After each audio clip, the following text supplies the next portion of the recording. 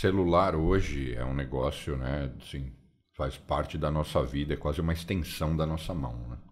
E se há anos atrás, muitos anos atrás, a gente usava só para falar, hoje a gente praticamente nem fala. E tá lá embarcado um monte de aplicativos e coisas. Além do papel que ele acaba exercendo nessas situações de violência urbana, de você ser assaltado, etc., vamos cobrir um pouco quais os cuidados que você acha que a gente tem que tomar com o celular em relação ao que a gente, os aplicativos que a gente tem lá dentro.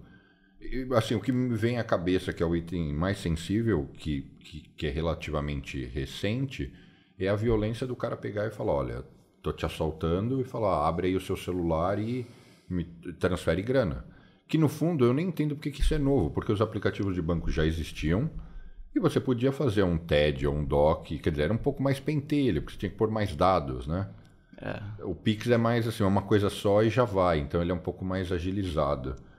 Como é que eu me protejo disso? E tem mais riscos que eu corro ali no celular? Puxa, esse tópico é tão delicado, né?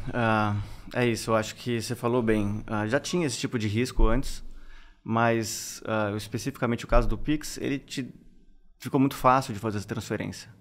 E ficou muito fácil de todo mundo poder ter um meio de receber também. Então, baixou muito a barra de uma transferência bancária, né? Tá muito fácil. Então, tem as coisas boas de tá muito fácil de você poder transferir, mas você tem as coisas ruins que né, é isso que você mencionou. A quantidade de crime com o Pix é uma coisa estrondosa, né? E como eu me defendo disso? Eu sei que o sistema, né, ele já vem impondo limitações, depende do horário, isso e aquilo, mas assim, eu acho que a gente sempre tem que olhar na perspectiva do que cabe a cada um de nós, o que eu posso fazer. Não ter o aplicativo do banco no celular é uma tremenda inconveniência. Então, aí que a gente vem de novo no ponto da conveniência. Para o Pix especificamente, o que eu vejo as pessoas fazendo é isso, é apagar os aplicativos dos bancos, e ainda assim isso é uma coisa que tem os dois lados dessa história. Porque se você tem algum criminoso com vontade mesmo de... Você vai falar assim, baixa o aplicativo, que eu sei que com certeza você tem um aplicativo. Então se você não tem um aplicativo agora... Você tem uma conta no banco, então você baixa o aplicativo, eu vou ficar mais 2 minutos com você enquanto você baixa esse aplicativo, porque eu quero esse dinheiro. Ou você pode também criar uma situação em que você criou uma dificuldade pro assaltante lá, e você criou uma situação de insegurança para você, porque você não está conseguindo entregar o que ele quer. É igual ser assaltado e não ter dinheiro, né? É pior do que você ter uns 100 reais para dar, né? Você não tem aquela coisa assim, você tem que ter uma carteira ali que você pode entregar pro bandido, porque ele é o que ele quer, e é o que vai te tirar daquela situação de risco. Então, se você chega e fala, não tem... De repente, você, né, criou mais insegurança para você. Então assim... Mas o que você comentou, as coisas estão começando a mudar, né? Então, você tem agora umas travas que estão começando a ser colocadas, vão criando mais algumas dificuldades na transferência do Pix. Eu consigo, já que o celular é um computador, eu não consigo, igual num computador, criar um novo ambiente. É como se, assim... Eu, usando o meu celular, eu tenho aquela tela, aqueles aplicativos. Mas se eu vou dar para você, se eu estou sendo assaltado, etc., é um outro ambiente. Eu ia falar umas besteiras, tipo, se a minha namorada quer ver o celular, fica à vontade. É um outro arquivo de fotos, é um outro cenário, outras conversas. Claro, não, dá para fazer isso. Mas acho que tem aplicativos que você pode... travar o seu aplicativo do banco, esconder, disfarçar ele e tal. Mas acho que volta naquele ponto, assim, quando você está numa situação de risco, quando alguém está apontando uma arma para você, tudo que você mais quer é que essa pessoa desapareça, que essa pessoa vá embora. E se você pode tentar, falar assim, olha, não tenho nada aqui, procura aí. Ele pode falar para você baixar, ele pode ficar pé da vida bravo, claro, e de repente você vai tomar um tiro.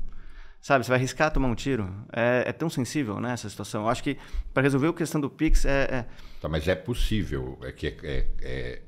Cada um tomando o seu próprio risco, né? Assim, será que eu tô de acordo a tomar esse risco para mim, em tentar enganar o ladrão? Assim, é uma roleta aí, né? Você quer jogar nessa roleta? Eu não sei. Mas aí, tirando isso, basicamente, porque a minha pergunta foi como a gente pode se preservar? Não tem, assim, concretamente. O que eu acho que acontece, assim, o que a gente pode seguir fazendo, a gente como indústria e todas as pessoas como cidadãos, ir pressionando as entidades, os governos, né, as entidades federais, estaduais, tudo, a tentar criar regras em relação a isso, criar proteções para a gente. Porque você imagina, se eu sou assaltado e alguém me obriga a fazer um Pix, se eu tenho a segurança de que esse dinheiro vai ser... se eu vou ser coberto, né, se eles vão me devolver esse dinheiro, eu não tenho mais o medo eu não tenho que criar essa situação do tipo, eu preciso esconder do ladrão a minha habilidade de fazer um Pix.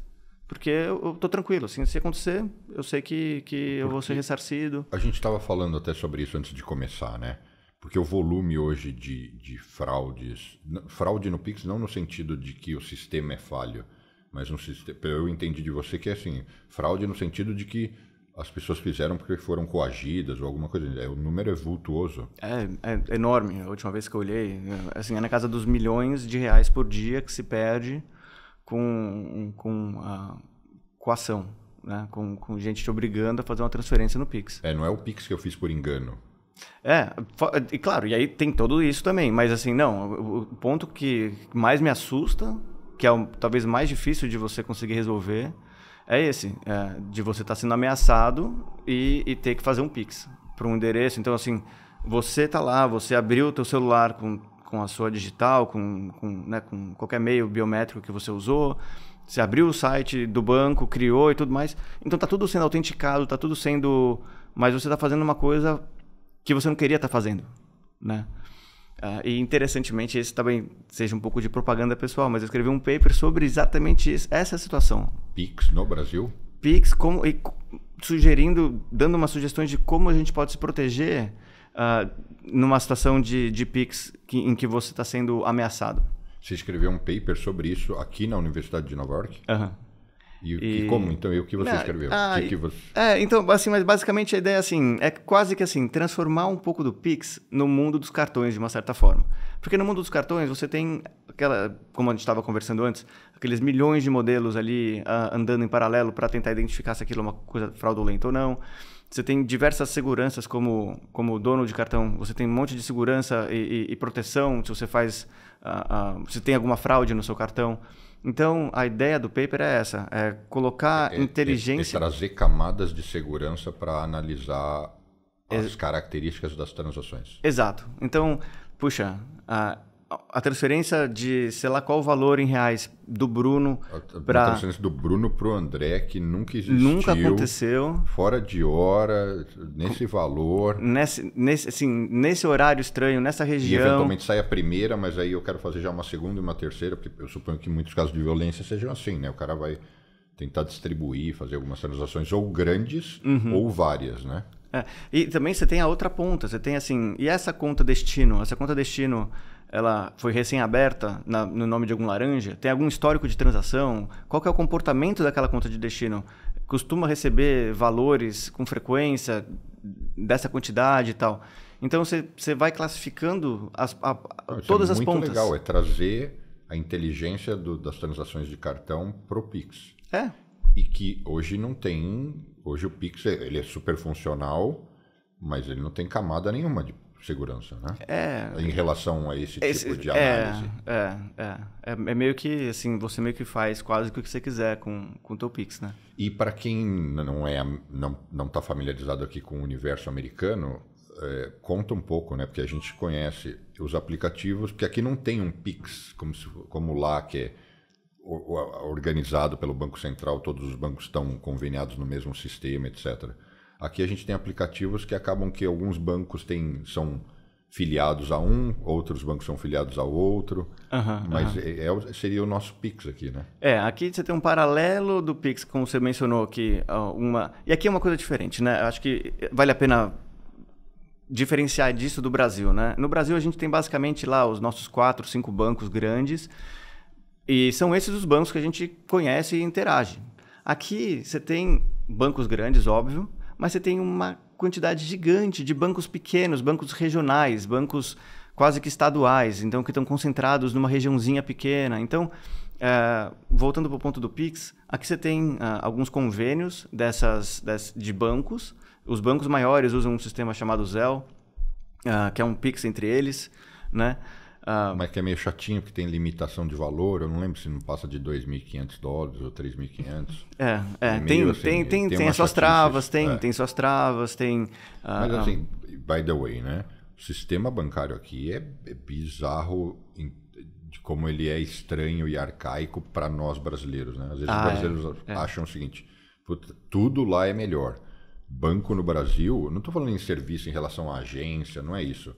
Estou falando em relação à tecnologia e praticidade. Você entra, você faz um TED, cai na conta do cara, acabou, tudo rápido, simples. Aqui fazer um wire, né, que seria o TED, é caríssimo e é lento. Não tem nenhum wire que é que é assim, imediato. É uma pentelhação, é uma chatice. Usam um cheque para tudo, você fala, não é possível. Aí volta aquela história de usar até a tarja aqui, que, né, assim, aqui o ambiente é um pouco mais atrasado, parece, né? Para isso. Para coisas de banco em geral, você tem muita gente ainda, né, fazendo coisas com cheque e tudo mais. E é o ponto dos aplicativos, e talvez essa ineficiência do sistema aqui abre muitas portas para os aplicativos como o Venmo e Cash e outros que fazem essa transferência de dinheiro entre eles, né? Assim, você é um usuário desse aplicativo, e aí se tem 2 usuários desse aplicativo, você consegue transferir dinheiro entre essas duas partes, né? E aí você tem a mesma situação do Pix. Você tem a situação, e acontece aqui também, claro que não na escala que acontece no Brasil, não sei se é questão só socioeconômica, se é sentimento de impunidade, alguma coisa tem aí que explica, mas você tem aqui casos de pessoas sendo obrigadas a fazer um Venmo de uma conta para terceiros que eles não conhecem e tudo mais. Da mesma situação, com arma e tudo mais.